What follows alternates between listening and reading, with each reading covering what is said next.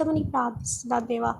అయా వివిధ రకాలైన వ్యసనాలకు బానిసలైన ప్రతి బిడ్డని మీరు దర్శించమని ప్రార్థిస్తున్నాను తండ్రి. వాళ్ళని విడిపించమని ప్రార్థిస్తున్నామయ్యా. నీకు స్తోత్రాలు, స్తోత్రాలు, స్తోత్రాలు. ఉద్యోగాల కొరకు కనిపెడుతున్నటువంటి వారి కొరకు నాన్న నీ సన్నిధిలో నేను రోధిస్తున్నానయ్యా.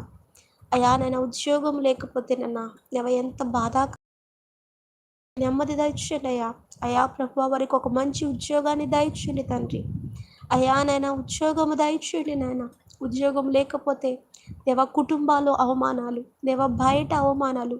నా తండ్రి యేసయ్యా, పని బాట లేనటువంటి ఒక వ్యక్తిగా నా తండ్రి మాట్లాడేటువంటి స్థితులు ఎన్నో ఉన్నాయి అయ్యా. వాటన్నిటి నుండి విడిపించండి అయ్యా, వాటన్నిటి నుండి విడిపించండి. నెమ్మది దయచేయండి, నెమ్మది దయచేయండి. సంతోషము వారి జీవితంలో దయచేయండి. ప్రతి ఒక్కరి ముందు ధైర్యముగా తలెత్తుకుని నిలబడేటువంటి కృపని వారికి దయచేయండి. నీవే స్థలములో అయితే అవమానింపబడ్డావు ఆ స్థలము